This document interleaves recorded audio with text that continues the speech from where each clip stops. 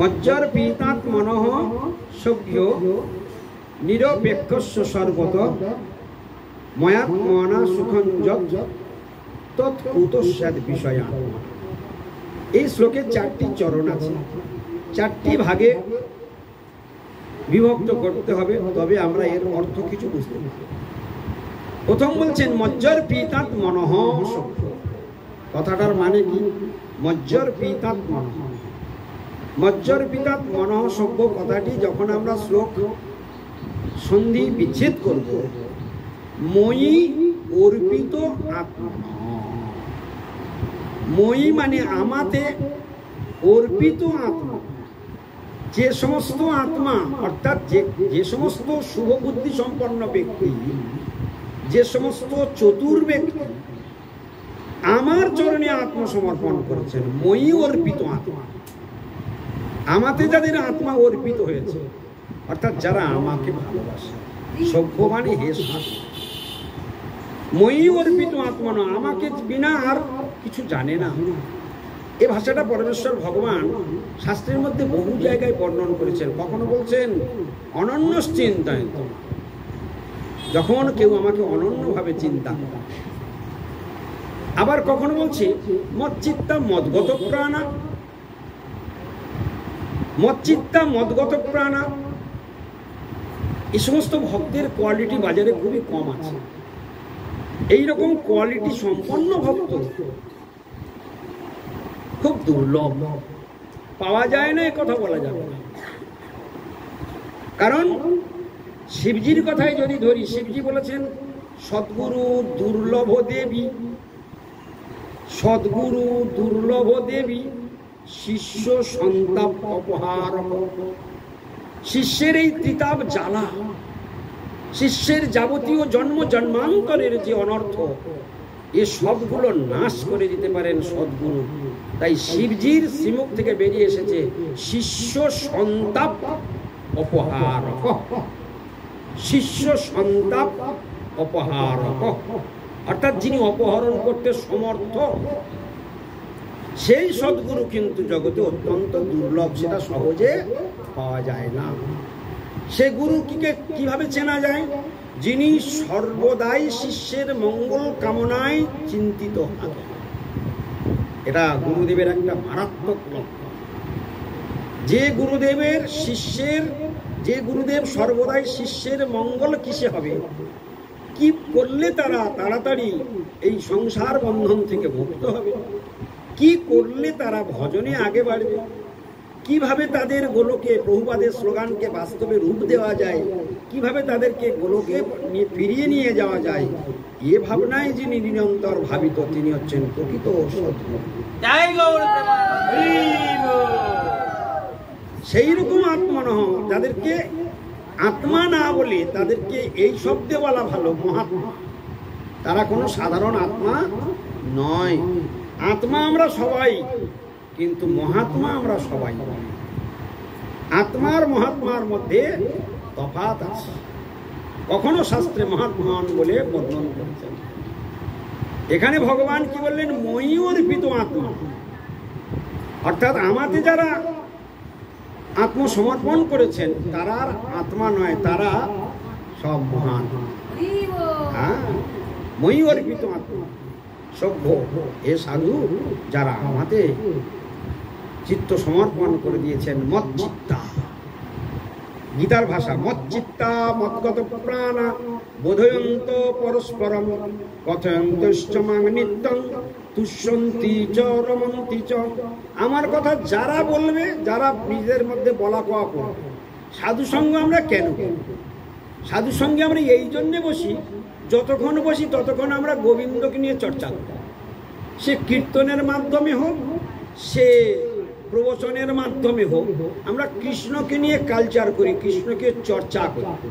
এই কৃষ্ণ কথার চর্চাটাকে বলতে গিয়ে কৃষ্ণ বলছেন বোধয়ন্ত পরস্পর, পরস্পর একে অপরের মধ্যে ভক্তরা আমার কথা নিয়ে আলোচনা করে। সেই সমস্ত ভক্ত কারা? মচ্চিত্তা মদগত প্রাণ। কি কোয়ালিটি ভক্তের, কি কোয়ালিটি ভগবান বলে দিচ্ছেন। মচ্চিত্তা, হরে কৃষ্ণ। আমার একটু বসো, একটু বসো, 5 মিনিট বসো। মচ্চিত্তা মদগত প্রাণা, মচ্চিত্তা অর্থাৎ যারা আমাদের চিত্ত সমর্পণ করেছেন, মদগত প্রাণা আমাগত প্রাণ যাদের। ভগবানের শ্রীমুখের ভাষাগুলো দেখো, আমাগত প্রাণ, আমাদের চিত্ত সমর্পণ করে দিয়েছেন। তার মানে কি বলতো? যে নারী তার স্বামীকে অত্যন্ত ভালোবাসে কিন্তু স্বামী বাইরে বেশিক্ষণ সময় কাটায় বা কাজের ক্ষেত্রে বাইরে থাকে, দেখবেন সেই সতীসাধ্যী নারী, পতিব্রতা নারী, সে হোল টাইম তার স্বামীর কথা চিন্তা করছে, কাজে কর্মে খেতে মাখতে শুতে পড়তে সর্বদাই সেই কথাই চিন্তা করছে। হ্যাঁ, এটা হলো প্রকৃত ভালোবাসার একটি লক্ষণ। তো আমরা যে ভগবানকে ভালোবাসি, বলছে আমাদের ভালোবাসাটা সেই দিন বোঝা যাবে আমরা কৃষ্ণকে কতটুকু ভালোবাসি। যেদিন জীবনে মরণে শয়নে স্বপনে সর্বদাই কৃষ্ণ চিন্তা আমাকে পুরে পুরে খাবে, সেই দিন জানবে যে কৃষ্ণের প্রতি আমাদের ভালোবাসার জন্ম। যার যতটা পরিমাণে এই দশা হয়েছে, যার যতটা পরিমাণে এই দশা, সে তত হাই র্যাঙ্কে চলে যাচ্ছে, এটা জানতে হবে। অর্থাৎ কৃষ্ণেতে যার চিত্ত, এই জন্য ভগবান বললেন মই অর্পিত আত্মা। আমাতে যারা, যে সমস্ত মহাত্মাগণ আমাতে চিত্ত সমর্পণ করে দিয়েছেন, হ্যাঁ, আমার চরণে আত্মসমর্পণ করে দিয়েছেন, অর্পিত আত্মা, তাদেরকে বলছে অর্পিত আত্মা, মই অর্পিত আত্মা। এবং সেই আত্মাগুলোর লক্ষণ কি হবে? বলছে নিরপেক্ষস্য সর্বত, নিরপেক্ষস্য সর্বত। আর অর্থাৎ আত্মা কি? এ কথাটার অর্থটা কি? নিরপেক্ষস্য সর্বত। গৌর প্রেমানন্দে হরি বল, হরে কৃষ্ণ। প্রভুজি হবে না, হবে না, গৌর প্রেমানন্দে হরি বল, একদম ডাম ডাম করে চেয়ে থাকো। নিরপেক্ষস্য সর্বত, এই কৃষ্ণ কথা আপনি বুঝতে পারুন আর না পারুন, শুধু যদি মন দিয়ে কথাগুলো শুধু শুনে যান, ভালো করে জেনে রাখুন, এই কৃষ্ণ কথা ভবৌ সদা সত্র মনোভবী আমরা, ভবৌ সদা সত্র মনোহবীরমা। উত্তম শ্লোক গুণানুবাদা পুমান বিরজ্যেত বিনা পশুগুণাৎ। পশুঘাতী ছাড়া জগতে এমন কে আছে যে ভগবানের এই ভব বন্ধন মোচনকারী, হ্যাঁ, এই কথা কেউ শ্রবণ করে না, এমন জগতে কে আছে? সৌনকমণি বললেন কো বা ভগবতস্তস্য পুণ্য শ্লোকেট্য কর্মণ শুদ্ধি কাম ন শৃণুয়াৎ যশকলিমলাপহম। ভাগবতের এক একটা শ্লোক মর্মান্তিক শ্লোক। কি বলছে কথার মধ্যে? কো বা, সৌনকমণি বলছেন কো বা, কে এমন আছে ভগবতস্তস্য পুণ্য শ্লোকেট্য কর্মণ ন শৃণুয়াৎ। ন শৃণুয়াৎ, ন শৃণুয়াৎ মানে শ্রবণ করে না, ন শৃণুয়াৎ মানে শ্রবণ করে না। কো বা, এমন ব্যক্তি, এমন দুর্ভাগা পোড়া কপাল জগতে আর কে আছে? কো বা ভগবতস্তস্য, কি শ্রবণ করে না? পুণ্য শ্লোকেড্য কর্মণঃ, কি শ্রবণ করে না? পুণ্য শ্লোকেড্য কর্মণঃ, অর্থাৎ পুণ্য শ্লোক ভগবান শ্রীকৃষ্ণের কর্মগুলি, অর্থাৎ কর্মণঃ মানে বহুবচন, অর্থাৎ ভগবান যা যা কর্ম করেন, ভগবান যা করেন তাহাই লীলা। হ্যাঁ, ভগবানের কর্মের কথা যারা শ্রবণ করে না, অর্থাৎ ভগবানের লীলা বলি, ভগবানের নামের মহিমা, রূপের মহিমা, গুণের মহিমা, লীলার মহিমা যারা শ্রবণ করে না, কো বা ভগবতস্তস্য পুণ্য শ্লোকেড্য কর্মণঃ শুদ্ধি কাম। যদি মনে এই বাসনা কারুর থাকে, আমরা মানব স্বভাবতই আমরা অশুদ্ধতার মধ্যেই থাকি, আমরা শুদ্ধতার আশ্রয় নেই বটে। কখনো স্নানের মাধ্যমে শুদ্ধতা অর্জন করি, কখনো হরিকীর্তনের মাধ্যমে শুদ্ধতা অর্জন করি, কখনো বা আমরা মন্ত্র উচ্চারণের মাধ্যমে শুদ্ধতা অর্জন করি, কখনো বা বাহ্যিকভাবে বস্ত্র পরিধান করে, ধোয়া বস্ত্র বা নতুন বস্ত্র পরিধান করে শুদ্ধতার কিছু অবলম্বন করি, কখনো আমরা আচমনের দ্বারা শরীর বা জিহ্বা আদি শুদ্ধতার বিভিন্ন পন্থা আমরা অবলম্বন করি। তাহলে দেখা যাচ্ছে হোল টাইম আমাদের শরীরটা কিন্তু অপবিত্রতার মধ্যেই রয়েছে। যেমন এই শরীরটা নবদ্বারযুক্ত শরীর, আমাদের যে শরীরটা রয়েছে না, এটা নবদ্বারযুক্ত শরীর। 9টা দরজা আছে এই শরীরের, প্রত্যেকটা শরীরের 9টা দরজা আছে। ভালো করে একটু বিচার করে দেখুন, এই 9টা যে দরজা আছে না এই শরীরের, এই দেহের 9টা দরজা আছে, প্রত্যেকটা দরজা দিয়ে অপবিত্র জিনিস নির্গত হয়। প্রত্যেকটা, একটা দরজা নয়, 9টি দরজা দিয়ে যা কিছু বের হবে সবগুলো অপবিত্র বস্তু পাস হয়, পবিত্র বস্তু আসে, সব অপবিত্র বস্তু পাস হয়। তাহলে বুঝে দেখুন শরীরটা কিরকম একটা বস্তু, কিরকম একটা যন্ত্র তৈরি করেছেন ভগবান, তার 9টি দ্বারে সবকিছু অপবিত্রতা। তাহলে প্রমাণ কি হচ্ছে, এই যেহেতু শরীরটা অপবিত্র, তাই বারবার ভগবানের আরাধনা করতে গেলে পবিত্রতার প্রশ্নটা সামনে এসে দাঁড়ায়, তাই না? পবিত্রতার প্রশ্ন আসছে, পবিত্রতা যদি না থাকে তাহলে ভগবত আরাধনা ব্যাহত। হরিনামের মালাটা ধরো, আরতি করতে যাও, আমরা দেখি গুরুদেবের আরতি করবার জন্য আমাদের মাধব মহারাজ বা গুরুদেবের সেবক সঙ্গে সঙ্গে গঙ্গা জলের একটা স্প্রে রেখে দিয়েছে। তো সঙ্গে সঙ্গে থালাটা হাতে দেওয়ার আগেই কি করে, আগে গঙ্গা জল দেয়, গুরুদেব হাতটা আগে ধুয়ে নেয়। তাহলে সেখানেও হাতটা পবিত্রতা করবার প্রয়োজনীয়তা দেখা যাচ্ছে, ঠিক কিনা? যে আসনে বসে আহ্নিক করবেন, সে আসন শুদ্ধির, যে পূজা করবেন সেই আসন শুদ্ধিরও প্রয়োজনীয়তা রয়েছে। তাহলে শুদ্ধতা সবসময় দরকার। আর আমাদের গুরুবর্গ সবসময় হচ্ছে শুদ্ধ হরিনাম, শুদ্ধ কীর্তন, শুদ্ধ ভজন, শুদ্ধতার একটা চরম প্রতীক হলো গৌড়ীয় মিশন। আমাদের গৌড়ীয় গুরুবর্গ আমাদের যে শিক্ষায় শিক্ষিত করছেন, আমরা তাদের কাছ থেকে যা শিখছি সবসময় তারা যেন কীরকম একটা গতিতে তারা আমাদেরকে প্রবাহিত করবার চেষ্টা করছে, যেন এরা শুদ্ধতার সঙ্গে ধাবিত হয়। অশুদ্ধ জায়গা, অশুদ্ধতা সব জায়গায় রয়েছে, কিন্তু শুদ্ধতা না হলে সেখানে ভগবানের প্রীতিবিধান হয় না। কারণ ভগবান বিশুদ্ধ সত্য, ভগবান বিশুদ্ধ সত্য ইতি বসুদেব। আমরা বলি কৃষ্ণের বাপের নাম কি? বসুদেব। আমরা অনেকে বাস্তবিক পক্ষে কৃষ্ণের বাপের নাম কিন্তু নন্দবাবা। যদি প্রকৃত বিচার করি কৃষ্ণের বাপের নাম কে? নন্দ মহারাজ। অনেকে জানেই না।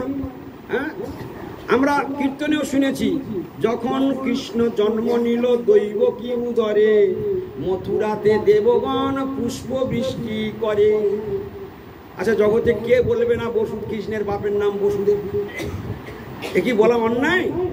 বলছে এটা কৃষ্ণের যে পুত্র বসুদেব, এটা হলো বাসুদেব কৃষ্ণ, ইনি অংশ ভগবান। আর নন্দ মহারাজের পুত্র স্বয়ং ভগবান, উনি পূর্ণ ভগবান। উনি নন্দ মহারাজ এবং যশোদা মায়ের পুত্র, আসলি পুত্র, প্রকৃত পুত্র হলো ওই। আর এখানে কি তাহলে নন্দ বসুদেব এবং মাতা দেবকীর পুত্র কি আসল না? বলে হ্যাঁ, এও আসল, কিন্তু এটা অংশ ভগবান, ওটা পূর্ণ ভগবান, আর ইনি হলেন অংশ ভগবান। এই অংশ আর পূর্ণ চক্রাকারী একসঙ্গে এসে মিলিত হয়েছে। এক প্রকার অ্যাক্সিডেন্টের। কিরকম? বাঁকের মাথা থেকে দুদিক থেকে দুটো গাড়ি, কেউ দেখতে না পেল, কেউ হরেন না দিয়ে দিল, দুজনই এসে দুজনকে ঠুকে দিল, এটাকে বলা হয় অ্যাক্সিডেন্ট। এখানেও চক্রাকারে ঘুরতে ঘুরতে যখন যুগ ধর্ম পালনকারী ভগবান, অংশ ভগবানের আসবার টাইম হয়ে গিয়েছে, সেই সময় বসুদেবের পুত্র বাসুদেব কৃষ্ণ এসে উপস্থিত হয়েছে। আবার ব্রহ্মার আয়ুর যে চতুর্দশ মন্বন্তরের সপ্তম মন্বন্তরে, বৈবস্বত মন্বন্তরে অষ্টাবিংশ চতুর্যুগের শেষে দাপরে কৃষ্ণ ভগবান আসবেন, সেটা নির্দিষ্ট করা আছে। আর সেই টাইমে ভগবান পূর্ণ ব্রহ্ম ভগবানের যে নির্দিষ্ট টাইম, সেই টাইমে উনি এসে গিয়েছেন। আবার ওদিকে যুগ ধর্ম পালন করবার জন্য যদা যদা হি ধর্মস্য গ্লানির্ভবতি ভারত অভ্যুত্থানমধর্মস্য তদাত্মানং সৃজাম্যহম, সেই বাণী সার্থক করবার জন্য বাসুদেব কৃষ্ণ এসে গিয়েছেন। তখন পরমেশ্বর ভগবান যখন দেবকীর গর্ভে ওখানে জন্মগ্রহণ করলেন এবং সেখানে তিনি আদেশ করলেন, আমাকে নিয়ে এই রাত্রের মধ্যে নন্দালয়ে রেখে আসো। এই যে বলে দিলেন, তাই সেই অংশ গিয়ে কি হলো? পূর্ণের সঙ্গে মিলিত হয়ে গেল। গৌর প্রেমানন্দ। আবার আবার অক্রু যখন নিয়ে গেল তখন সেই অংশ ভগবানকে নিয়েই চলে গেল, পূর্ণ ভগবান ওইখানেই আত্মগোপন করে দিলেন। এসব অনেক, এরা টিকা না পড়লে কখনো জানা যাবে না, এগুলো গুরুমুখী বিদ্যা শুনতে হবে, তবে গুপ্ত রহস্য জানা যাবে। তাহলে ওখানে সবাই দেখলো যে কৃষ্ণ চলে গেল, কিন্তু কৃষ্ণ ওখানে চিরকাল এক পাও বৃন্দাবন ছেড়ে যায় না। কৃষ্ণ নিজের মুখেই রাধারানীকে বলেছে, হ্যাঁ আমি কখনো এক কদম নগচ্ছামি, আমি বৃন্দাবন ছেড়ে বৃন্দাবন পরিত্যাগ, আমি বৃন্দাবন পরিত্যাগ করে এক পাও কোনোদিন কোথাও আমি ফিরি না, আমি যাই না। তাহলে গেল কি? যিনি এসেছিলেন বসুদেবের মাথায় চড়ে দুর্যোগের মধ্যে দিয়ে অক্রুরের রথ চড়ে তিনি চলে গেলেন। এসব বড় গুপ্ত রহস্য। এই জন্য ভগবানের কথাগুলো সর্বদাই আমাদেরকে বোঝা উচিত। এই যে আমরা শুনছি, আমরা ভগবানের কথাগুলো শুনছি, এই দিব্য জ্ঞান লাভ হচ্ছে, এই দিব্য জ্ঞান লাভ হচ্ছে। দীক্ষা মানে দিব্য জ্ঞান, দীক্ষা মানে দিব্য জ্ঞান। আমাদের সকলের দীক্ষা হয়ে গেছে, কিন্তু দিব্য জ্ঞান কজনের হয়েছে আমি এখন তো খুঁজে পাই না, বিশেষ করে আমার মতো অধমের হয়, বুঝলেন কি না? তো দিব্য জ্ঞান সাধু সঙ্গে ভগবানের বিচিত্র কথা পুণ্য শ্লোকের কর্মণঃ, ভগবান পুণ্য শ্লোকের বিক্রমের কথাগুলো যতই শুনতে থাকবো ধীরে ধীরে ভগবান সম্বন্ধে কিঞ্চিত কিঞ্চিত জ্ঞানের উদয় হবে। ভগবান সম্বন্ধে যেটা জানা যায় ওটাই হলো দিব্য জ্ঞান, ওটাই হলো বিজ্ঞান, ওটা হলো বাস্তব। বিজ্ঞান কাকে বলে? যেটা বাস্তব সেটাই বিজ্ঞান, যেটা অবাস্তব সেটা কখনো বিজ্ঞান নয়। এই জন্য ভগবান কৃষ্ণ যখন ব্রহ্মাকে তত্ত্বজ্ঞান প্রদান করছিলেন তখন তিনি বলেছিলেন, জ্ঞানং মে পরমগুজ্জং যদ বিজ্ঞান সমন্বিতম সরহস্যং তদঙ্গঞ্চ বিহান গদিতম মায়া। ব্রহ্মাকে সাবধান করেছিলেন, ব্রহ্মা তোমাকে এখন যে মূল্যবান বস্তু আমি দিতে চলেছি এটা কিন্তু তুমি সাবধান, সাবধান। কি বললেন? জ্ঞানং মে পরমগুজ্জম, কৃষ্ণের কথাগুলো শোনো, জীবন ধন্য হয়ে যাবে। আজ আমরা কৃষ্ণ কথা শুনছি, কৃষ্ণ নিজের মুখেই নিজে বলছেন আমার কথা অত্যন্ত গোপনীয়। তো তোমার কথা যদি গোপনীয় আজকে, তাহলে হাটে হাঁড়ি ভেঙে দিলে সারা জগৎ তো তোমার কথা নিয়ে চর্চা করছে, তাহলে গোপন আর রইল কত? গীতার মধ্যে ভগবান কতবার যে বলেছেন, যে কখনো বলেছেন গুহ্য, কখনো বলেছেন গুহ্যতর, কখনো বলেছেন গুহ্যতম, সর্বগুহ্যতম। গীতা শেষের দিকে সর্বগুহ্যতম, তমটা কেন বললো? এর আগে গুহ্যতর বলেছে, তার আগে গুহ্য বলেছে, আর এখন কি বলছেন? সর্বগুহ্যতম ভূয়শ্রীণু, ভূয়শ্রীণু, ভূয় মানে পুনরায়, শ্রীণু মানে শ্রবণ। তাহলে কি হলো? কৃষ্ণ কি বলছেন? সব থেকে গোপন কথা, সর্বোচ্চতম গোপন কথা তুমি আবারও শ্রবণ করো। ভূয়শ্রীণু, ভূয়শ্রীণু মানে পুনরায় শ্রবণ। কি শুনবে? সর্বগুহ্যতম, তম মানে ওর উপরে আর নাই, সব থেকে গোপন কথা। সর্বগুহ্যতম ভূয়শ্রীণু মে পরমং বচ, আমার এই পরম সত্য বচন তুমি শ্রবণ করো।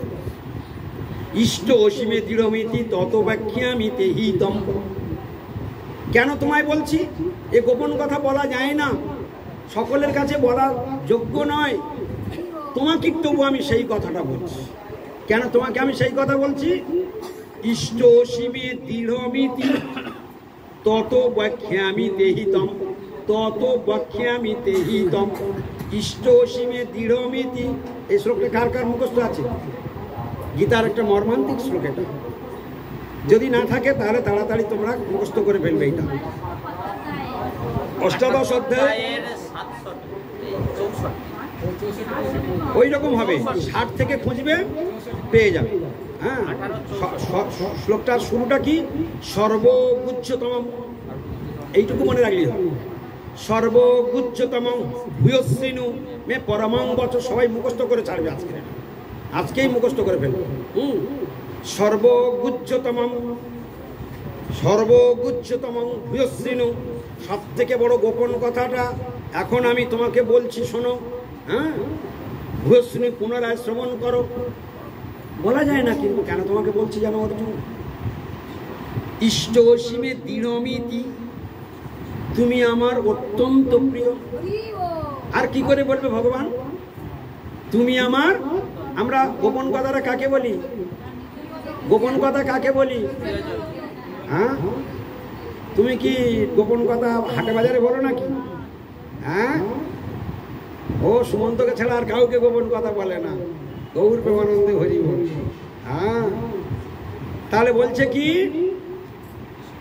ইষ্টসীমে দৃঢ়মিতি তত বক্ষ্যামিতি, তত মানে সেই জন্য, বক্ষ্যামি মানে বলবো, তে হিতম তোমার মঙ্গলের জন্য।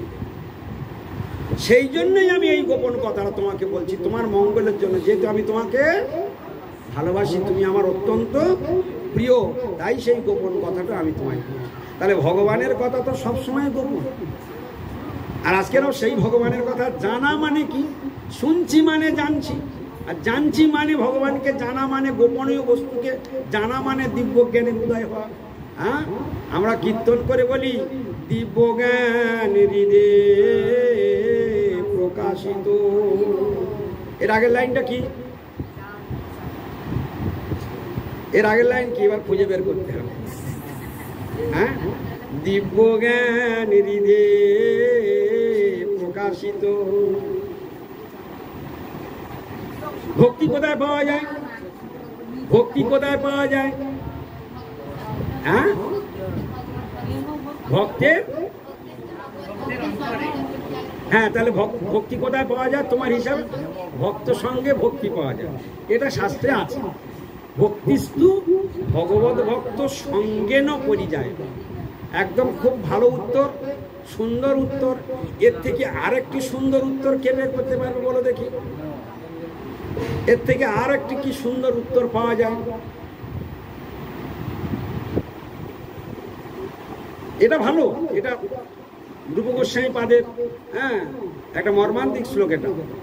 কিন্তু আর একটা ভক্তি পাওয়ার জায়গা রয়েছে, সেটা বিনা তুমি যাই করো না কেন তুমি ভক্তি লাভ করতে পারবে না। তুমি ভক্ত সঙ্গ করে ফাটিয়ে দেবে, তোমার ভক্তি হবে। গৌর প্রেমানন্দে এত ভক্ত সঙ্গ করবে তবু তোমার ভক্তি হবে। হরিবল। ভক্তি কোথা থেকে লাভ হবে? প্রেম ভক্তি যাহা হইতে অবিদ্যা বিনাশ যাবে। কি হচ্ছে?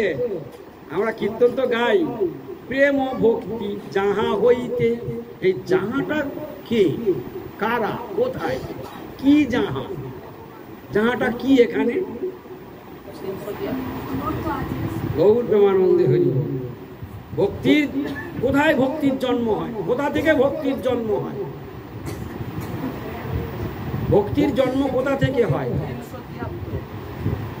ভক্তির জন্ম কোথা থেকে শুনবে? তোমরা সব জানো, যে কজন এখানে বসে আছে সব করা জানো, কিন্তু এখন আর বলতে পারবে না। তাহলে আমি বলবো শ্রী গুরু চরণ পদ্ম কেবল ভগতি সদ্ম। কি উত্তর পাওয়া গিয়েছে? শ্রী গুরু চরণ পদ্ম কেবল ভগতি সদ্ম। কেবল মানে কি? একমাত্র। তাহলে একমাত্র যদি হৃদয়ে কোনোদিন ভক্তির ভক্তি দেবীর আবির্ভাব হয়, সেটা কার কৃপায় হবে? তাহলে কার চরণে আত্মসমর্পণ করতে হবে? আমরা গুরুদেবের এমন শিষ্য, গুরুদেব জলে যদি বলে পূর্ব দিকে চল, ও বলবে গুরুদেব এখন আমার সময় নেই, এখন পশ্চিম দিকে না গেলে আমার 3000 টাকা লস হয়ে যাবে। গুরু মানে মনে করলে কি কাটোয়ার শিষ্য আমার। হ্যাঁ, তো সেই জন্য আমরা গুরুর চরণে ভক্তি হোক বা না হোক, নিজের স্বার্থ গুছিয়ে নিয়ে যেটুকু হবে গুরুদেব সেইটুকু তোমার, তাতে যা হলো হলো, যতটুকু গৌর প্রেমানন্দে। তাহলে ভক্তি দেবীর প্রকৃত আবির্ভাব স্থান কোথায় হচ্ছে? আর আমরা কার চরণে আত্মসমর্পণ করেছি? গুরুদেবের চরণে। শ্রী গুরু চরণ পদ্ম কেবল ভক্তি সত। একমাত্র কেবল ভক্তি সত। একমাত্র ভক্তির জন্ম যদি কোনোদিন হয়, তাহলে খুব আদর করে গুরুপাদ পদ্মের চরণ সেবা। গুরুপদ্মের সেবা বিনা ভক্তি দেবীর আবির্ভাব হবে না, হবে না, হবে না। গুরুই গুরুচরণ জীবনের সার, এটাই ভক্তি দেবীর একদম ভক্তি লাভ করবার মানে উৎকৃষ্ট। এই কীর্তনটা হচ্ছে, সবাই আমরা কীর্তন করি কিন্তু সত্যি ভাবি না। ওই যে প্রেম ভক্তি যাহা হইতে, এখানে যাহা মানে কি? গুরুদেব, যার কৃপা হলে তবে আমার প্রেম ভক্তি লাভ হবে, যার আদেশ আমাকে অক্ষর অক্ষরে পালন করতে হবে, সেই দিন আমি গুরুদেবের প্রিয় হতে পারব। যেদিন আমার নিজের ক্ষতি করেও গুরুদেবকে প্রসন্ন হবে, তবে আমি শিষ্য হতে পারব। নিজের ক্ষতি করেও, আমরা কীর্তনের মধ্যে ভক্তিনাথ ঠাকুর বলেছেন, নিজেরও পোষণ প্রভু না ভাবিব, রহিব ভাবের ঘরে। দেখো, নিজের পোষণ আমরা কি করি? নিজের পোষণ ঠিক করে নেব, তারপর যেটুকু থাকবে, যেটুকু হলো হলো, না হলো না। আমরা সংসারী মানুষ, কি বলি ঝাড়বে? আমরা সংসারী মানুষ, হ্যাঁ, এর থেকে আর বেশি কতটুকু হবে? গৌর প্রেমানন্দে হরি হরি। আমাদের এইরকম দশা। বলছে কি, ওই যে আরেকটা শ্লোক এসে গেল, শ্রী গুরু চরণ পদ্ম কেবল ভকতি সদ্ম বন্দ মুনি সাবধান মতে। দেখো, ওখানে সাবধান বাণীটা এসে গেছে। এই সাবধানতার দরকার নেই। আমরা ভাই কে সাবধান আছি? হ্যাঁ, শুধু সাবধান এই জায়গায় বাবা গুরুদেবের দেখলে কিনা কি হবে, বাবুরি বা কিনা কি বলবে, এই বিষয়ে সাবধান আছে। কিনা কি বলবে, ওই বিষয়ে কি সাবধান হওয়ার দরকার? হ্যাঁ, গুরুদেবের মর্যাদা সম্পূর্ণরূপে শিষ্যের দায়িত্ব গুরুদেবের মর্যাদা রক্ষণ করা। গুরুদেবের আদেশ নির্দেশ পালন করতে হবে। তিনি যেটুকু নির্দেশ দেবেন সেইটুকু আমার ক্ষতি না হলেও মানব, ক্ষতি হলেও মানব। গুরুদেব সেটা লক্ষ্য করবেন যে আমার শিষ্যের পরে যদি উনি বুঝতে পারেন যে আমার এই আদেশটা পালন করতে গিয়ে ওর অনেকটা ক্ষতি হয়ে গিয়েছে, যদি অন্য কারোর মুখ থেকে শোনে যে আমার শিষ্যের ওই আদেশ করেছিলাম আর ও চলে গিয়েছে বলে ওই জিনিসটা ওর ক্ষতি হয়ে গেছে, গুরুদেব যদি সেটা শোনে, যা কৃপা করবে তার 10 গুণের থেকে 20 গুণ চলে আসবে। গুরুদেব কৃপা করবে। এলো শিষ্যের, শিষ্যকে গুরুদেব পরীক্ষা নেন, ভগবান পরীক্ষা নেন, যেমন গুরুদেবও শিষ্যকে পরীক্ষা নেন। সব সময় গুরুদেব পরীক্ষা নেবে। এমন এমন সময় গুরুদেব এমন এমন কথা বলবে তোমাকে যাচাই করার জন্য, তুমি সেই পরীক্ষায় যদি হেরে যাও, ব্যাস গৌর প্রেমানন্দ। তা চলুন আমরা তাহলে ভক্তি কোথা থেকে আবির্ভাব হবে শুনতে শুনতে আমরা দুটো স্থান দেখে নিলাম। একটা শুনলাম কি, ভক্তিস্তু ভগবত ভক্ত সঙ্গে ন পরিযায়, ভক্ত সঙ্গ করলে ভক্তি লাভ, এটা একদম স্বতঃসিদ্ধ কথা। কিন্তু তার উপরের কথা, শ্রীগুরু চরণ পদ্ম কেবল ভক্তি, সেই কথার সাপোর্ট কথা কি, প্রেম ভক্তি যাহা অবিদ্যা বিনাশ। তাহলে অবিদ্যা আমাদের হৃদয়কে গ্রাস করে রেখেছে। সেই অবিদ্যার বিনাশ না হওয়া পর্যন্ত ভক্তি দেবীর আবির্ভাব কি করে হতে পারে? সেই অবিদ্যা কি করে যাবে? যদি আমরা নিরন্তর ভগবানের কথা সাধু সঙ্গে শ্রবণ করি, কিঞ্চিত কিঞ্চিত অবিদ্যা যাবে। কিন্তু একবার যদি বৈষ্ণব অপরাধ গলা টিপে ধরে না, সহজে আর প্রেম ভক্তি আসবে না, সব কিছুতেই বাধা পড়ে যাবে। একমাত্র গুরুচরণ সেবা, বৈষ্ণব চরণ সেবার দ্বারা শুদ্ধ ভক্তি লাভ হবে। তার প্রমাণ শোনো, কটা প্রমাণ হলো? এক, ভক্তিস্তু ভগবত ভক্ত সঙ্গে ন পরিযায়তে, এক। দুই, কি পেলাম? কেবল ভকতি সদ্ম, একমাত্র ভক্তি স্থান। আর একটা কি পেলাম? হ্যাঁ, প্রেম ভক্তি যাহা হইতে অবিদ্যা বিনাশ হতে। ভক্তি কি কোথা থেকে আসছে, সেই পয়েন্টগুলো আজকে মার্ক করা হচ্ছে। ভক্তি কোথা থেকে জন্ম হচ্ছে, আর সেগুলো থেকে আমরা কতটা দূরে আছি, আমরা সেই জায়গাটা ধরতে পারবো কিনা, আমি কোন প্ল্যাটফর্মে আছি, আমি সেই জায়গা যাচ্ছি কিনা, নিজেকে জিজ্ঞাসা করতে হবে আমি যেতে পারছি কিনা। যদি না আমি যেতে পারি, তাহলে আমাকে টার্গেট নিতে হবে, আমি যাবোই। এ হলো ভক্তির দিকে অগ্রসর। হ্যাঁ, আর যদি কেউ যায়, ও তবু মনে করবে আমার হচ্ছে না, এটা হলো দৈনন্দিন লক্ষ্য, ভক্তির প্রকৃত লক্ষ্য। সে কখনো বলবে না হ্যাঁ কোনটা?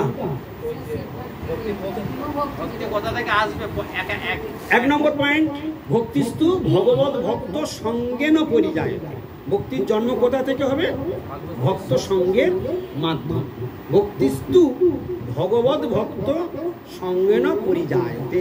পরিযায়তে মানে জন্ম হয়, পরিযায়তে মানে হ্যাঁ জন্ম হয়। ভক্তিতু, ভক্তিস্তু বলে না, ভক্তিস্তু মানে কি? ভক্তিস্তু মানে কি? ভক্তিস্তু মানে কি? প্রত্যেকটা মানে জাত শিক্ষায় শিক্ষিত হও। ভক্তিস্তু বলি তো, ভক্তিস্তু মানে ভক্তি যুক্ত তু, ভক্তি যুক্ত তু, ভক্তিস্তু। তু মানে কিন্তু, তাহলে ভক্তি কিন্তু, ভক্তিস্তু ভগবত ভক্ত সঙ্গেন, অর্থাৎ ভগবত ভক্তের সঙ্গের দ্বারা পরিযায়তে জন্ম হয়। কি হলো? শিক্ষাটার মধ্যে কোনো ফাঁক রইল? শিক্ষাটা ঠিক এই রকমই হতো। বলো কৃষ্ণ, ভজ কৃষ্ণ, কর কৃষ্ণ, এই হলো কৃষ্ণ। আমরা অল্প আলোচনা করব, ধরে ধরে আলোচনা করব, যেটুকু বুঝবো সবাই যেন আলোচনা হবে, যেটুকু আমরা যেন সবাই বুঝতে পারি। আর বুঝতে পারলেই আনন্দ, বুঝতে পারলেই আনন্দ হবে। সে কথাই গোবিন্দ বলেছেন, মচ্চিত্তা মদগত প্রাণা বোধয়ন্ত পরস্পর। পরস্পর গীতার বাণী। পরস্পর মানে পরস্পরম, একে অপরের মধ্যে। বোধয়ন্ত, বোধয়ন্ত মানে বোঝাপড়া করে। কি নিয়ে বোঝাপড়া করে? কথয়ন্তশ্চ মাং, কথয়ন্ত, যারা যে কথাবার্তাগুলো বলা বলি করে ওটা মাং, আমাকে নিয়ে ওরা আলোচনা করে। আমরা কাকে নিয়ে আলোচনা করছি? কথয়ন্তশ্চ মাং। আর যদি আলোচনা করে কি হয় জানো? কৃষ্ণ সবগুলো বলে দিচ্ছে। তুষ্যন্তি চ, তুষ্যন্তি মানে তারা আনন্দে মেতে ওঠে, তারা আনন্দ পায় আমার কথা শুনে। ভক্তরা ভগবানের কথা শুনে আনন্দ পায় না?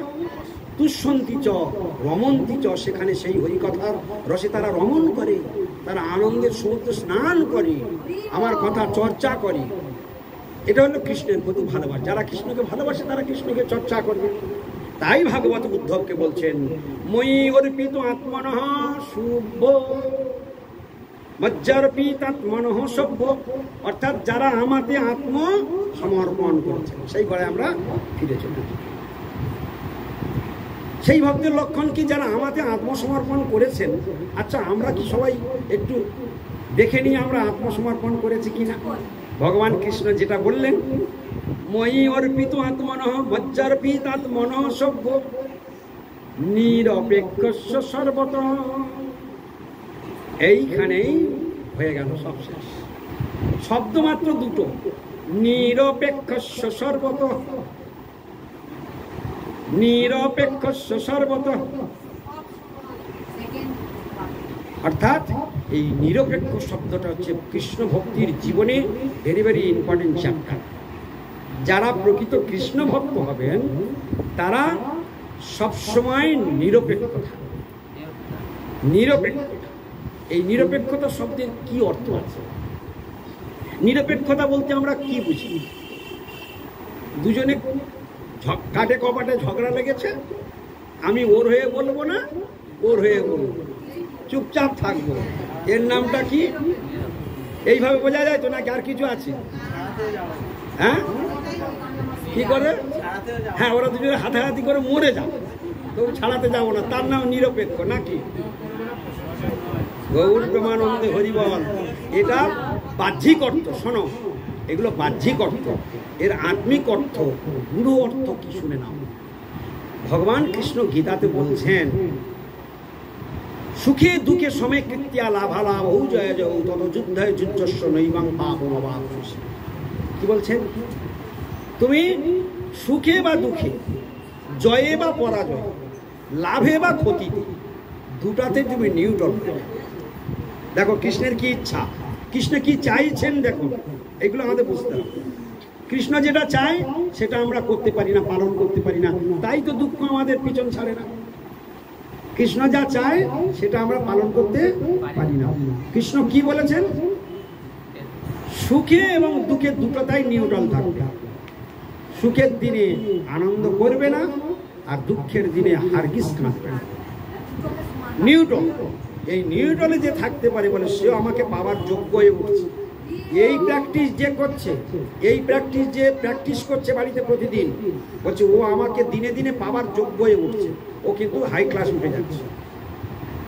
আমরা যতদিন দেখবেন যে আমরা দুঃখের সময় কেঁদে ভাসাচ্ছি, হ্যাঁ, আর সুখের দিনে খুব আনন্দ করছি, জানবে যে আমাদের কোয়ালিটি এখনো অনেকগুলো আরে রয়েছে।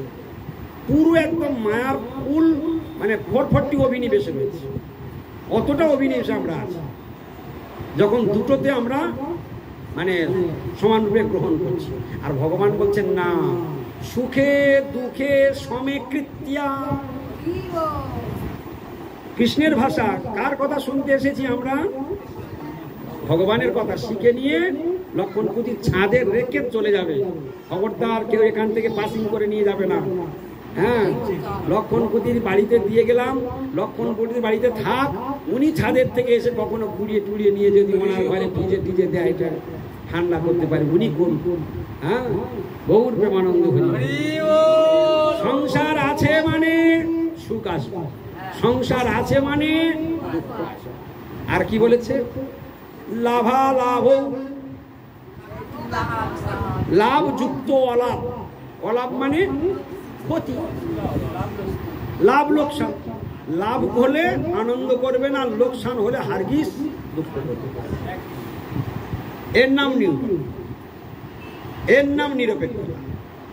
উদ্ধব প্রসঙ্গে আলোচনা হচ্ছে, কিন্তু ভগবান শ্রীকৃষ্ণ উদ্ধবকে বলছেন নিরপেক্ষস্য সর্বতঃ। এখানে সর্বত শব্দের অর্থ কি? সর্ব বিষয়ে, সমস্ত পরিস্থিতিতে, সমস্ত অবস্থায়, সমস্ত পরিস্থিতিতে নিরপেক্ষ। নিরপেক্ষ তোমাকে থাকতে হবে, কোনোটার অভিনিবেশ থাকবে না। এটা যদি আরো পুরোভাবে বর্ণন করা যায়, কোনোটার প্রতি মোহগ্রস্ত বা আসক্তিগ্রস্ত না হওয়াটাই হলো প্রকৃত নিরপেক্ষ। এটা হলো প্রকৃত নিরপেক্ষ। এই জগতে যার কোনো কিছুর প্রতি আসক্তি নেই, সে হলো পিওর নিরপেক্ষ। আমাদের সব বস্তুর প্রতি আসক্তি আছে, তাহলে আমরা কোথায় নিরপেক্ষ? আমরা তো পক্ষ। হ্যাঁ, আমরা তো সব পক্ষ। স্ত্রীকে ভালোবাসি, তাহলে আমি তো স্ত্রীর পক্ষে। আমি তো সন্তানকে ভালোবাসি, তাহলে আমি তো সন্তানের পক্ষে। আমি টাকাকে ভালোবাসি, তাহলে আমি তো টাকার পক্ষে। আমি বাড়িকে ভালোবাসি, তাহলে আমি তো বাড়ির পক্ষে। তাহলে যেগুলোর প্রতি আমি জড়িয়ে পড়ছি সেগুলোর পক্ষে, তাহলে আমি নিরপেক্ষ কোথায়? গৌর প্রেমানন্দে হরি বল। ধাপে ধাপে উঠছি, ধাপে ধাপে। তাহলে নিরপেক্ষ শব্দটা এত ছোট শব্দ, গোবিন্দ বলেন নাই ওই একটা নিরপেক্ষ শব্দের পুরো লাইফ ভোর চর্চা করে গেলেও, লাইফ ভোর প্র্যাকটিস করে গেলেও তো ওই নিরপেক্ষের দরজায় পৌঁছাতে পারবো কিনা সন্দেহ আছে। গৌর নিরপেক্ষ সম্বন্ধে কিছু একটু উপলব্ধি হলো কি? নিরপেক্ষ গোবিন্দ কি বলতে চাইছেন যদি বুঝতে না পারি, এই জন্য ভাগবত কথা কখনো বাড়িতে বসে শ্লোক মুখস্থ করে পড়া যাবে না। আমি যদি এই শ্লোকটা 10 বার বলি, মজ্জা পিতৎ মনঃ সভ্য নিরপেক্ষস্য সর্বত ময়াত্মানা সুখং যৎ তৎকুতঃ সৎ বিষয়কমনঃ, 10 বার 20 বার বললেও কিছু মাথায় ঢুকবে। একটা লাইন এতক্ষণ পর্যন্ত আমরা আস্বাদন করেছি কি? আমাতে যারা অর্পিত আত্মা, যে সমস্ত মহাত্মাগণ আমার চরণে সমর্পণ করেছেন, নিজেকে সমর্পণ করে দিয়েছেন, মই অর্পিত আত্মা। বোঝা যাচ্ছে কথাটি? এবং কি তাদের কোয়ালিটি কিরকম? নিরপেক্ষ সর্বত, এবং সর্বত্র নিরপেক্ষতা। কারণ এ টোটাল কেন সে নিরপেক্ষ? কিসের বলে সে নিরপেক্ষতা অর্জন করবেন? দিব্য জ্ঞানের প্রভাবে নিরপেক্ষতা আসে। যারা অজ্ঞান অন্ধকারে আছে তারা কখনো নিরপেক্ষতা ধর্ম পালন করতে পারবে না। যেমন 105 ডিগ্রি জ্বর হলে কেউ যদি অন্ন খেতে পারে, সেই অবস্থায় কি অন্ন খাওয়া সম্ভব? বলে 105 ডিগ্রি হলে জ্বর, সেখানে যেমন অন্ন খাওয়া সম্ভব নয়, এখানেও ঠিক তদ্রূপ যারা মায়ার দ্বারা মোহিত হয়ে পড়ে রয়েছে তারা কখনোই নিরপেক্ষ ধর্ম পালন করতে পারবে। এখন কারা পালন করতে পারবে বলে, যাদের দিব্য জ্ঞানের উদয় হচ্ছে তারাই পালন করতে পারবে। দিব্য জ্ঞান কোথা থেকে আসে? একটু আমরা শুনছিলাম, হ্যাঁ, গুরুদেবের কাছে। গুরুদেবের চরণ আশ্রয় করলেই দিব্য জ্ঞান হয়ে যাবে? দিব্য জ্ঞানের উদয়, দিব্য জ্ঞান হৃদয়ে প্রকাশিত। গুরুদেবের চরণ আশ্রয় করলাম আর গুরুদেবের সঙ্গে 7 বছর আর দেখা করি, তাহলে দিব্য জ্ঞান হয়ে যাবে তো? ওই যে গুরুচরণ আশ্রয় হয়ে গিয়েছে তো, আর কি, ওই তো হয়ে গেল। বলে গুরুচরণ আশ্রয় করলেই কি আর দিব্য জ্ঞান হলো? গুরুচরণ আশ্রয় করে গুরুর সঙ্গে যার হোল টাইম ট্রানজাকশন আছে, গুরুর সঙ্গে যার নিরন্তর আদান প্রদান বিনিময় আছে, হ্যাঁ, পরস্পরং বোধয়ন্ত পরস্পরং, যেটা আমাদের 6 সৎসঙ্গের মধ্যে বলা আছে, কি দদাতি প্রতিকিন্যাতি গুজ্জমাখ্যাতি পৃচ্ছতি, গুজ্জমাখ্যাতি পৃচ্ছতি। গুরুদেবের সঙ্গে ভজন বিষয়ক কথা নিয়ে আলাপ আলোচনা করতে হবে, তবে তোমার দিব্য জ্ঞানের উদয় হবে। তুমি হরিনাম নিয়ে আর, হ্যাঁ, হরিবল হরিবল, সম্পাদ মুটে এদিকে শুধু তাড়াতাড়ি ওকে তুলে এখানে শুধু ওইখানে এসো। হরে কৃষ্ণ, গৌর প্রেমানন্দে হরি হরি হরি। তাহলে দিব্য জ্ঞানের উদয় কখন হয়? নিরন্তর সাধুমুখে হরিকথা শুনতে শুনতে তবে দিব্য জ্ঞানের উদয় হয়। এত সোজা নয়। এই যে শুনছি, এর মধ্যে যে কথাগুলো মার্ক করতে পারবে, যেসব ভাইটাল কথাগুলো আলোচনা হয়ে বেরিয়ে যাচ্ছে, ওইগুলো ডাইরেক্ট নোট করতে হয়। এত তারিখে এই উৎসবে এই দিনে এই প্রভুর কাছে এই কথাটি শিখেছিলাম, ওইটাকে নোট রাখতে হবে। আমি যদি 2 বছর পরে ওই ডায়েরিটা বাই চান্স খুলে ফেলি, তখনও পর্যন্ত এই কথাটা আমাকে সাথে। এই জন্য আমাদের ব্যাসদেবজি কেন যে বেদের অপর নাম শ্রুতি তৎকালীন দিনে শুনে শুনে শিখত, লিপিবদ্ধ করার প্রয়োজন হলো কেন? কলিযুগের মানুষের ব্রেনটা এতটাই দুর্বল যে এরা এই বলবে ক্ষণকালে ফের ভুলে যাবে, কিচ্ছু মনে থাকবে কি, ঠিক কিনা? এত কথা আলোচনা হচ্ছে, কতটুকু মনে রাখবো আমরা?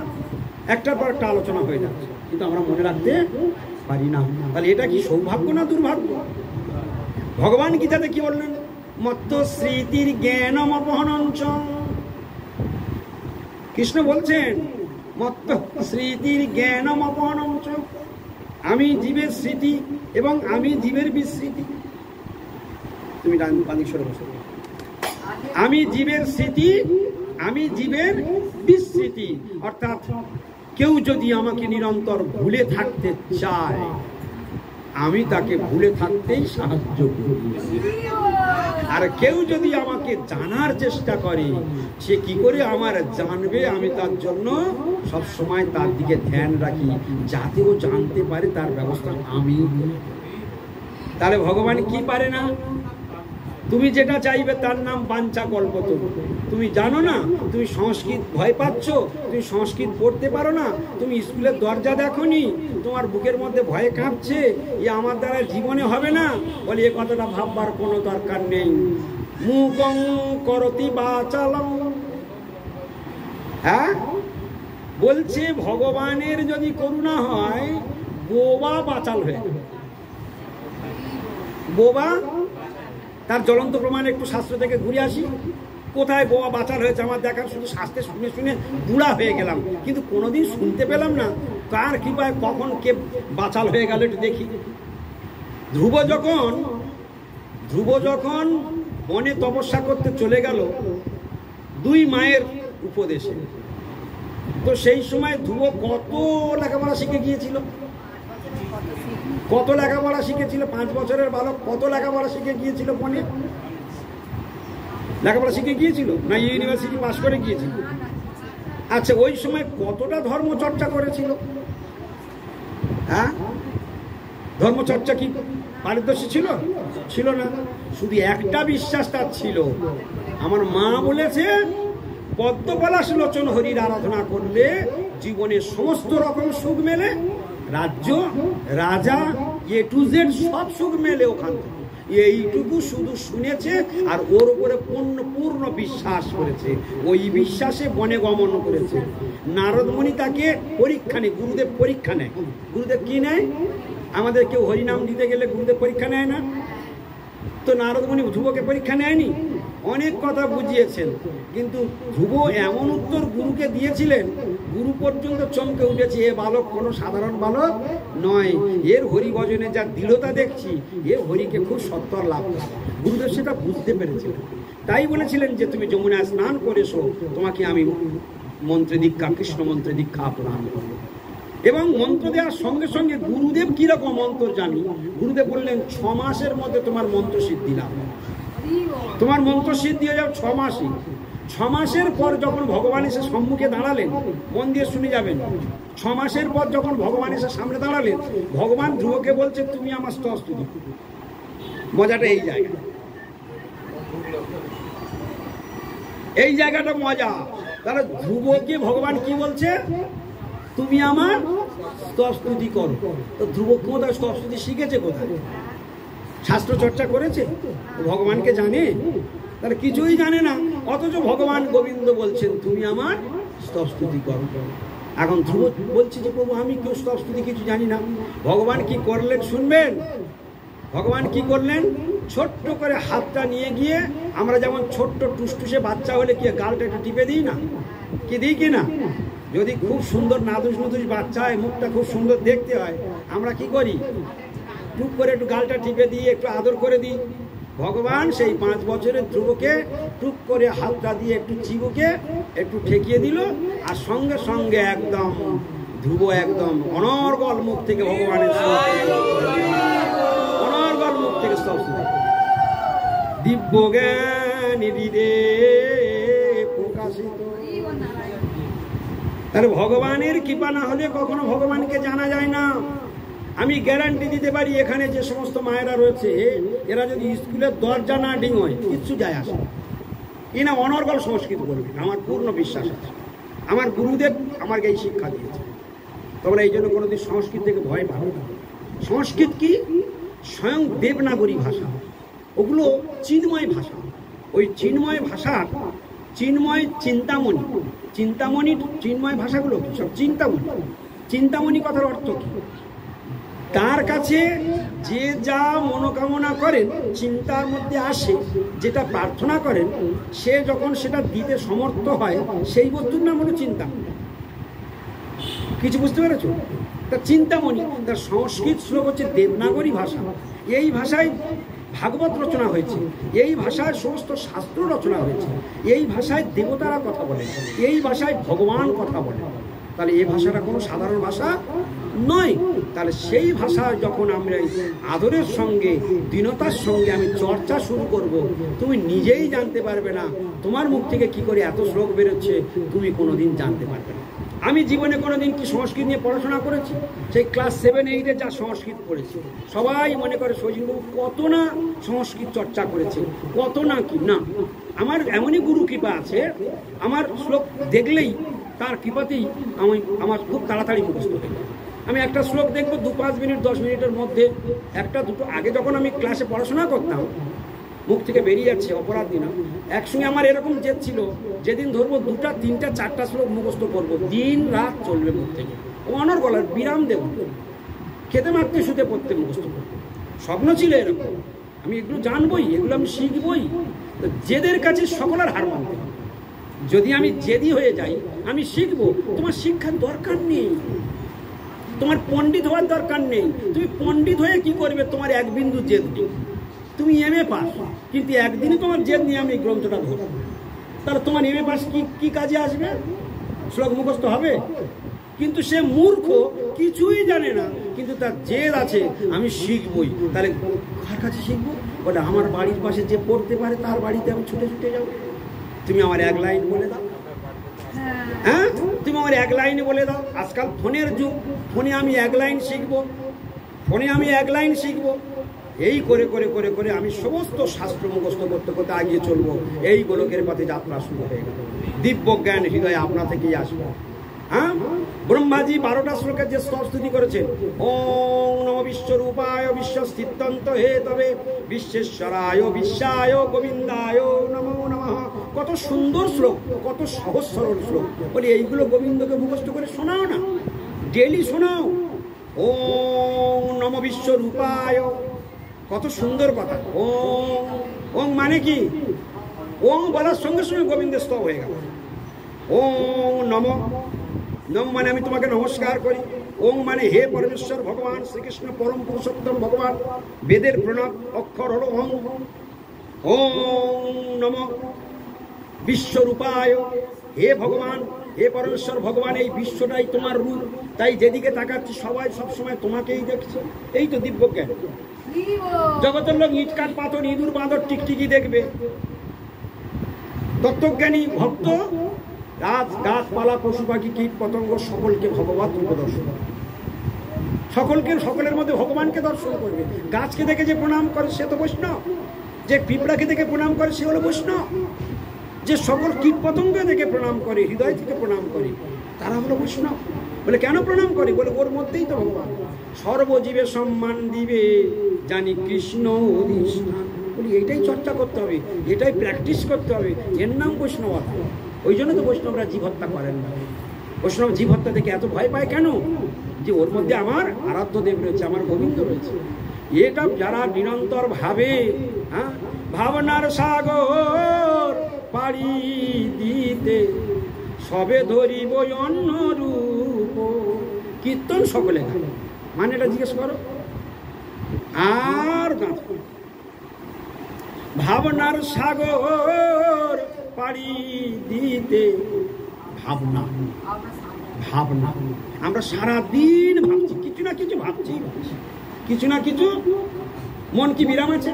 যখন আমি ঘুমিয়ে থাকি তখন কি আমার মন বিরাম যায়? যখন আমি ঘুমিয়ে থাকি তখন কি আমার মন বিশ্রাম নেয়? হরে কৃষ্ণ। আমি যখন ঘুমিয়ে থাকি তখন কি আমাদের মন বিশ্রামে থাকে? ও তখনও কিছু চিন্তা করছে। এমন বাঘ এসে তার গায়ে ঝাঁপিয়ে পড়লো, রাত 2টোর সময় চিৎকার করে উঠলো, ঘাস শুদ্ধ সকলের ঘুম ভেঙে গেল। কি ঠিক কি না? সত্যি কি ওর গায়ের উপর বাঘ পড়েছে? হ্যাঁ, গতকাল রাত্রে আমি একটা অদ্ভুত স্বপ্ন দেখেছি ভাই, সে বলবো না, বলার দরকারও নেই। হ্যাঁ, ঘুমটা যখন ভাঙলো তখন আমি মনে মনে করছি এ স্বপ্ন আমি কেন দেখলাম? হ্যাঁ, এ স্বপ্ন আমি কেন দেখলাম? তারপরে কয়েক মিনিট পরে ধাতস্থ, আচ্ছা ঠিক আছে, এটা তাহলে এই। হ্যাঁ, তো এইরকম ভাব, তখনও আমাদের মন বিশ্রামে যায় না। তাহলে ভাবনা বলছে এই দুটো ভাবনা। দেখো কত সুন্দর কথা। সারাদিন গতদিনে আমরা শুনেছি দেহিনাং ক্ষণভঙ্গ, আজকের তার থেকে আরেকটা উপরের কথা আমরা শুনছি।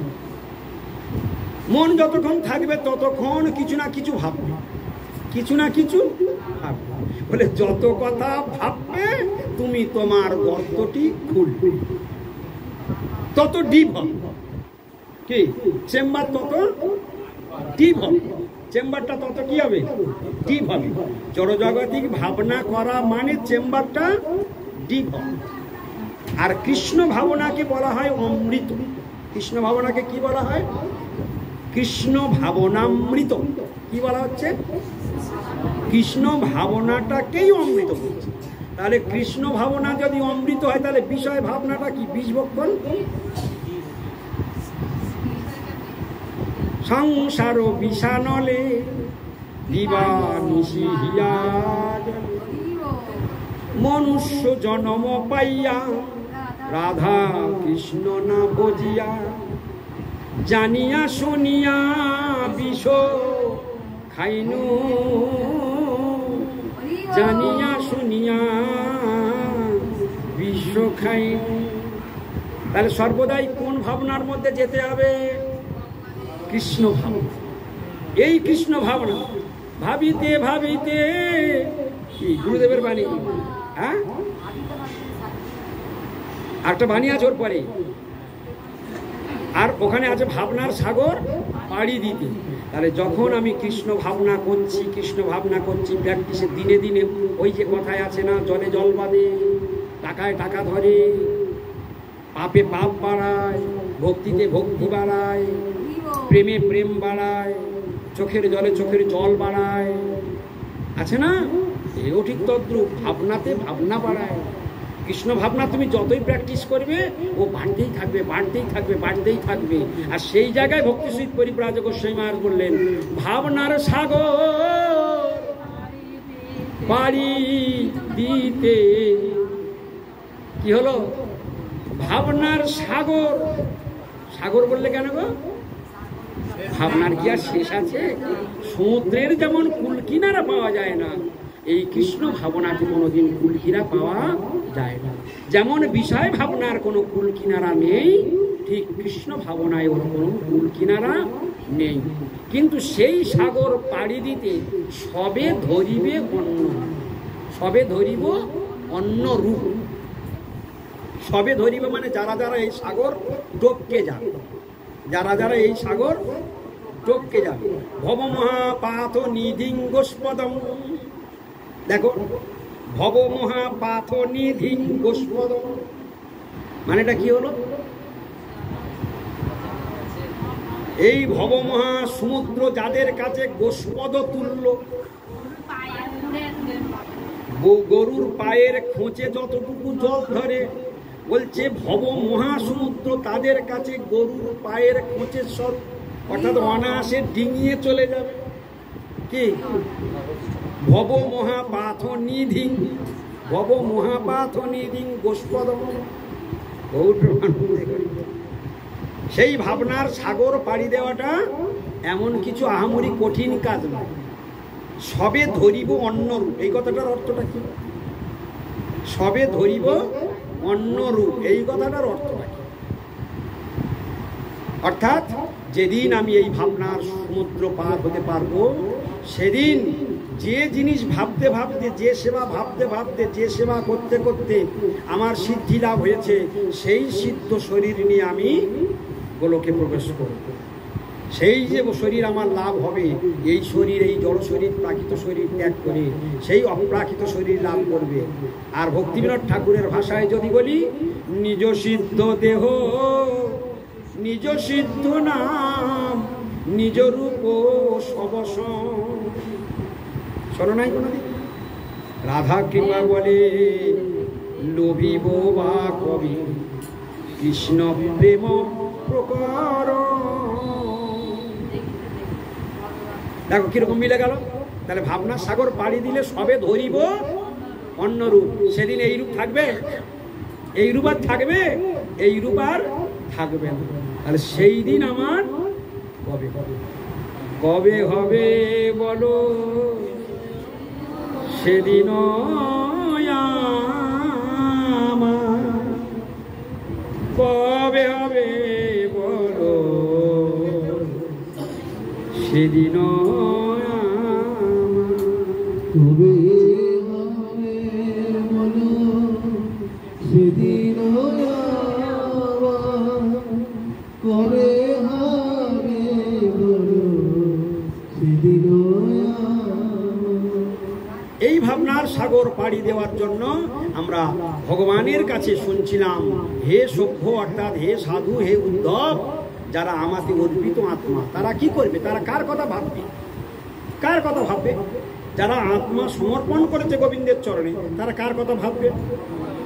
তাহলে মই অর্পিত আত্মন সভ্য নিরপেক্ষ সর্বত, অর্থাৎ সব স্থানে তারা নিরপেক্ষ। এটাই তার কোয়ালিটি। সেই কৃষ্ণ ভক্তের, সেই মহাত্মার কোয়ালিটি কি? সর্বস্থানে কি করবে? নিরপেক্ষ। এই নিরপেক্ষের আরো চুলচেরা বিচার আছে। হ্যাঁ, নিরপেক্ষ। এই জন্য অনেক কিছু শিক্ষার এখানে আছে। বিশেষ করে এই ধ্যান রাখতে হবে, এই বিশ্ব সংসারে যত বস্তু যেখানে যা আছে, এই সব এই দিব্য দৃষ্টিতে দর্শন করতে হবে, সব মায়ার প্রভাব। কে তৈরি করেছে? মায়ার প্রভাব। তাহলে যদি আমি আম গাছটা কার তৈরি? মায়ার প্রভাব। তাহলে মায়ার প্রোডাক্ট, যদি আমি আম গাছের প্রতি আসক্তি থাকে আমার, তাহলে আমি নিরপেক্ষ, আর ধর্ম আমার আর রইল না। আমার নিরপেক্ষতা ধর্ম নষ্ট হয়ে যাবে। তাহলে স্ত্রী পুত্র ছেলে মেয়ের প্রতি যদি আসক্তি থাকে, তাহলে নিরপেক্ষতা ধর্ম নষ্ট হবে। কি বোঝাচ্ছে না কথাগুলো? যেটার প্রতি তুমি আসক্তি করবে, তুমি সঙ্গে সঙ্গে চিন্তা করবে, আচ্ছা এটা যদি আমার এত টানের পিছনে, তাহলে আমি নিরপেক্ষ কোথায় হতে পারলাম? তাহলে গোবিন্দ যা পছন্দ করে সেটা তো আমি হতে পারলাম না, তাহলে আমি কি গোবিন্দের কাছে যাওয়ার যোগ্য? গৌর প্রেমানন্দে প্রমাণ হয়ে গেল হাতে করে। এর পরের লাইনে কি বলছেন চলুন।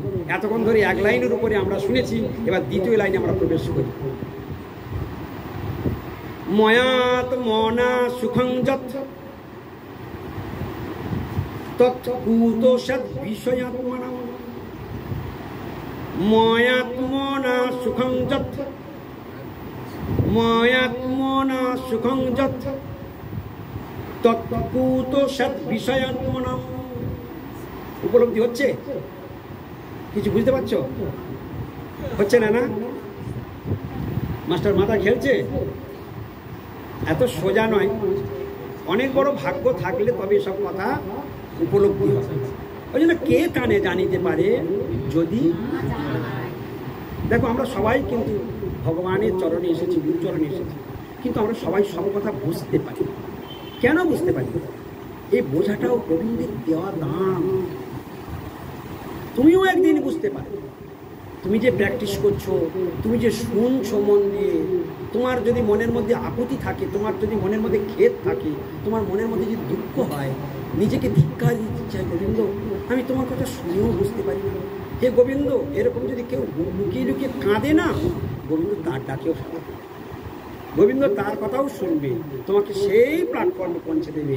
গোবিন্দ নিজে হাত ধরে অন্ধ বিল্লমঙ্গলকে সোজা বৃন্দাবনে নিয়ে চলে গেল, নিজে হাত ধরে নিয়ে চলে গেল। গোবিন্দ পারে না? হ্যাঁ, বিল্লমঙ্গলকে কে নিয়ে গেছিল? কে হাত ধরে নিয়ে গেছিল? হ্যাঁ, দেখো দেখি বিল্লমঙ্গলের পূর্ব জীবন। বিল্লমঙ্গলের গৃহস্থ নাম কি ছিল জানো? বিল্লমঙ্গলের গৃহস্থ নাম কি ছিল? পরে তার নাম বিল্লমঙ্গল হয়েছে। চিন্তামণির জয়তি সমগিরির গুরুর মে, শিক্ষা গুরুশ্চ ভগবান শিখিবিচ্ছ মৌলি, তৎপাদ কল্পতরু পল্লব শেখরেশু, লীলাশ্বর রসং লভতে জয়শ্রী। কৃষ্ণ কর্ণামৃতের প্রথম শ্লোক। তাহলে শ্লোকগুলো মুখস্থ করতে হবে কিনা? হ্যাঁ, কত সাধনা থাকলে তবে সব দেখা। দূর খেয়ে দে কাজ নেই, আমার মতো থাকে। হ্যাঁ, গৌর প্রেমানন্দে হরি হরি। তাহলে ওই যে বিল্লমঙ্গল ঠাকুরের পূর্ব নাম কি ছিল? শিহলন ঠাকুর। শিহলন ঠাকুর বিল্লমঙ্গলের গৃহস্থ নাম, জমিদারের ছেলে ছিল শিহলন, শিহলন ঠাকুর। হ্যাঁ, তার বাড়িতে যে মানে পুরনো যে দাসরূপে যারা ছিল জমিদার বাড়িতে, বহু পুরনো চাকর ছিল, ওই তাকে শিহলন ঠাকুর, শিহলন ঠাকুর করে ডাকে। বুঝতে পারছেন? তো তার গুরুকে সমগিরি। চিন্তামণির জয়তী, চিন্তামণির কাছে ধাক্কা খেয়ে ভগবানের চরণে মতি হয়েছে। তারপর সমগিরি গুরুর কাছে দীক্ষা গ্রহণ করেছে। তারপরে বৃন্দাবন যাত্রা করেছে। রাস্তায় সেই চিন্তামণির রূপটা কোনো এক ব্রাহ্মণীর রূপের মধ্যে ভেসে উঠেছে। তার কাঁটা চেয়ে নিয়ে চোখ দুটোকে নষ্ট করেছে। একদম যে চোখ দিয়ে আমার পাপ দর্শন এসেছে ওই চোখ আর রাখবো না। তারপরই থেকে এই দিব্য দর্শন এসে গেল, পূর্ণ আত্মসমর্পণ। মই অর্পিত আত্মন, মই অর্পিত আত্মন। এখন বিল্লমঙ্গল শিহলন ঠাকুর কার আত্মা হয়ে গেল? আর ভগবান বিনা আর কেউ রইল না। এ চোখে একবার দিব্য দৃষ্টিতে, থার্ড আই ভিউ, তৃতীয় নয়নে, অনুভবের নয়ন দিয়ে, বিকশিয়া হৃদ নয়ন। কোন নয়ন দিয়ে এখন বিল্লমঙ্গল ভগবানকে দর্শন করছে? বিকশিয়া হৃদ নয়ন দিয়ে। জড়জাগতিক পাপ চক্ষুটে নষ্ট করে দিল। আমরা আমাদের কিরকম পাপ চক্ষু দেখো, আমরা আহ্নিক করতে বসে যদি চোখ খুলি না, আহ্নিক করতে বসে যদি চোখ খোলে, কি সর্বনাশ ভাবে বুঝতে পারে। গৌর প্রেমানন্দে হরি। চোখ বন্ধ করলে ঘুম আসবে, খুললে বিপদ আসবে, তাহলে বিপদ। হ্যাঁ, তা যাই হোক, এইভাবে সাবধানতার সঙ্গে করা উচিত। তাহলে মই অর্পিত আত্মনঃ সভ্য নিরপেক্ষ সর্বতঃ ময়াত্মনা সুখং। দ্বিতীয় লাইন, ময়াত্মনা সুখং। ময়াত্মনা, ময়াযুক্ত আত্মনা, অর্থাৎ আমাতে যারা অর্পিত আত্মা হয়ে পড়ে রইল, আমার চরণে যারা আশ্রয় গ্রহণ করে রইল, হ্যাঁ, ময়াত্মনা অর্থাৎ যে সমস্ত ব্যক্তিগণ আমার চরণে শরণ গ্রহণ করে নিয়েছে, সুখঞ্জত তারা যে সুখ পায়। ময়াত্মনা সুখঞ্জত, হরে কৃষ্ণ। ময়াত্মনা সুখঞ্জত মানে কি হলো? আমার চরণে যারা শরণ গ্রহণ করে নিয়েছে তারা যে সুখ পায়। ময়াত্মনা সুখঞ্জত। শুরুতে এই কথা আমরা আলোচনা আরম্ভ করেছিলাম। এই শ্লোকের মধ্যে আমরা শুনবো আজকে ভগবান বলেছিলেন কারা কারা সুখ পাবে আর কারা দুঃখ পাবে। এই শ্লোকের মধ্যে ভগবান উদ্ধবকে শিক্ষা দিতে গিয়ে আমাদের কাছে সেই বার্তা পৌঁছে দিয়েছেন। এখন সেই কথায় আমরা এসে গেলাম। ময়াত্মনা সুখং যৎ, অর্থাৎ যারা আমাকে ভালোবাসে, যারা আমাকে ভালোবাসে, যৎ সুখং যে পরিমাণ সুখ তারা লাভ করে, যে পরিমাণ সুখ তারা লাভ করে। তোমরা সুখ পাও না গোবিন্দকে ভালোবেসে, আরতি করে, হরিকথা শুনে, নাম হট্ট করে, প্রসাদ পেয়ে, ধামে বেরিয়ে, সাধু সঙ্গে কীর্তন করে সুখের বন্যায় তো ভাসছ, হ্যাঁ, লুটে নিচ্ছ। গুরুদেব নাচিতে নাচিতে নিকটে যাইব যখন ডাকিবে তুমি। যেই গুরুদেব ঢাকে কাটি দেয়, হ্যাঁ, কটকে দল দল ছুটবে, ছুটবে কিনা? ট্রেনে ওই দিনে মেলা হবে, ঠিক কিনা বলো? তাহলে কে ডেকেছে? ডাক নাচিতে নাচিতে নিকটে যাইব যখন ডাকিবে তুমি। দোল পরিক্রমায় মহাপ্রভুর আবির্ভাব তিথি হবে 3 মাস আগে তোমার বাড়িতে সাধু পাঠিয়ে চিঠি দিচ্ছি, এসো এসো এসো, তোমরা সবাই এসো। তোমরা না হলে উৎসব জমে না, তোমরা না হলে উৎসব জমবে না। তোমরাই আমাদের সব। শিষ্যই হলো মিশনের বৈভব। শিষ্য নাই উৎসবের উজ্জ্বলতা থাকে না, ভক্ত নাই উৎসব খাঁ খাঁ করে, সে উৎসব ভালো লাগবে, তাই কিনা? তাই শিষ্যই হলো মিশনের বৈভব। ভক্তি সহিত পরিব্রাজ গোস্বামী পাদের ভাষা। শিষ্যই হলো মিশনের বৈভব, এরাই হলো ঐশ্বর্য, এরাই শিষ্যগণ হচ্ছে মিশনের ঐশ্বর্য। গুরুদেব আসলো, ভক্তের গৃহে গৃহে গেল, যত ভক্ত যা পারলো চুটিয়ে পড়ে প্রণামী দিল, যার যা সাধ্য দিল। কি তাহলে গুরুদেবের ঘরে অনেক অর্থ গেল তো, যে যা দিল গেল তো। গুরুদেব সেই অর্থ নিয়ে সব গোবিন্দের সুখের জন্য ঢেলে দিল। এই না শিষ্য, এই না গুরু। তো অর্থ যদি গৃহস্থ রোজগার করবে, সেই অর্থ গুরুদেবের হাতে তুলে দেবে, সেই অর্থ নিয়ে আমার গোবিন্দ সেবা হবে, আর আমাদের কর্মময় জীবনের যত অবৈধা সব নষ্ট হবে। সেই তাই দেওয়ার সময় যেন আমরা কখনো কৃপণতা না করি, তার যথাসাধ্য সবসময় যথাসাধ্য দিতে থাকবেন। কেন? এটাও শাস্ত্রে বর্ণনা আছে, ভাগবতে একটা মর্মান্তিক শ্লোক আছে, বিত্ত স্বার্থ দোষ। এই শব্দটা তোমাদের জানা আছে তো? এইসব কোনোদিন শোনেনি তোমরা? এটা বিত্ত স্বার্থ দোষ, বলো দেখি। বিত্ত মানে ধন সম্পদ, স্বার্থ দোষ মানে কি? দেওয়ার শক্তি আছে কিন্তু কেটে রাখবে। হয়তো দেখা যাচ্ছে যার সত্যিকারের নেই, সে 500 টাকা দিয়েছে, সেই 500 টাকা তার কাছে 5 কোটি টাকার সমান, এমন অবস্থা তার। সেই ব্যক্তি 500 টাকা দিয়েছে। আবার যে কোটিপতি, সে 500 টাকা দিয়েছে। ভালো করে ভেবে দেখো, তাহলে এই ব্যক্তি কি বিত্ত স্বার্থ দোষে পড়বে না? হ্যাঁ, ওর 5 কোটি টাকার মালিক, ওর 5 লক্ষ টাকা অন্তত দেওয়া উচিত। অন্তত না পারলে 50,000 টাকা দেওয়া উচিত, না পারলে 5,000 টাকা দেওয়া উচিত। কিন্তু সে যখন 500 টাকা দেবে, তখন কিন্তু ওই ব্যক্তি বিত্ত স্বার্থ দোষে পড়বে। কিন্তু যে গরিব ভক্ত, যার অর্থ নেই, সামর্থ্য নেই, ওর 500 টাকা ওটা 5 কোটি টাকার সমান। ভালো করে বুঝে দেখো আমি কি বলতে চাই। ভাগবত যেটা বলতে চাইছে আমি সেটাই বলছি। তাহলে দেওয়ার হৃদয় আছে কিন্তু সামর্থ্য নাই, ও তার কাছে ওই যা দেবে ওটাই বড়। কিন্তু যার সামর্থ্য আছে সে চুরি করবে, কাটবে, হ্যাঁ, টাকা অর্থ নাই গো বলবে, তখন তার কপালে দুঃখ লেখা আছে। ভগবানের ব্যাপারে কখনো নাই বলতে নাই, কারণ যে টাকা তোমার আছে ওই নাই বললেই পুরোটাই গোবিন্দ নিয়ে নেবে। কোথায় দিয়ে দেবে? হয় ডাক্তারকে অন্য কোথাও দিয়ে পাচার করে দেবে। ও টাকা তুমি নাই বলেছ, অত টাকাটা কে দিয়েছিল? গোবিন্দই দিয়েছিল। তুমি কি বলেছ? নাই কোথায় পাবো? তা কে দিয়েছিল টাকাটা? গোবিন্দ বলেন, ও তোর নাই, তুই আমার নামেও মিথ্যাটা চড়িয়ে দিলি রে। টাকাটা কে দিয়েছিল? আমি দিয়েছিলাম। টাকাটা কে দিয়েছিল? দিয়েছিল। তো যখন সে বললো, সাধুর কাছে কড়কড়ে মিথ্যা কথা বললো, নাই গো টাকা নাই, কোথায় পাবো? তাহলে কার নামে মিথ্যা হয়ে গেল? মানে ভগবান দেয় নাই বলে, আমি যখন তোর দিই নাই, তোর কাছে রাখার প্রয়োজন নাই। কি বুঝতে পেরেছেন কি না? ভগবানের মার ময়াত মনা সুখং যৎ, অর্থাৎ আমাকে চিত্ত সমর্পণ করে যে পরিমাণ সুখ লাভ করে ভক্তগণ, তৎকুত বিষয়াত্মনা, তৎকুত, তৎ সেই রকম সুখ, কুত কিভাবে লাভ করতে পারে? বিষয়াত্মনা। হরিবল হরিবল, আমার দিকে তাকান, ওখানে রাখিয়ে কোনো লাভ নেই, ইম্পর্টেন্ট কথা বেরিয়ে গেল।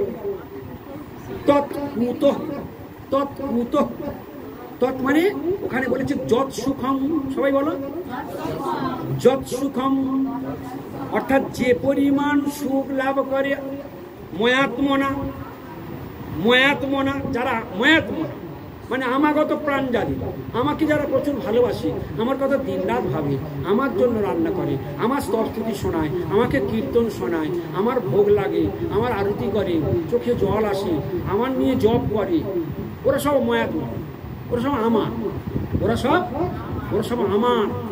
ভগবান এত দয়ালু, এত দয়ালু বলছে, ওই জন্য বলেছে, গোবিন্দের হৃদয়ের ভাষা বেরিয়ে পড়েছে, নিজের মুখ থেকে বেরিয়ে পড়েছে উদ্ধবকে বলতে গিয়ে, ময়াত্মনা সুখং যৎ। বলো তোমরা, কত আনন্দ পাবে তোমরা, দেখো, ময়াত্মনা সুখং যৎ, ময়াত্মনা সুখং যৎ, মানেটা কি বলো? আমাকে যারা ভালোবাসে তারা যে পরিমাণ সুখ পায়। ওই কথাটার মানে হলো, আমাকে যারা ভালোবাসে, আমার যারা সেবা করে, আমার নাম যারা আদরের সঙ্গে করে, ওরা যে পরিমাণ সুখ পায়।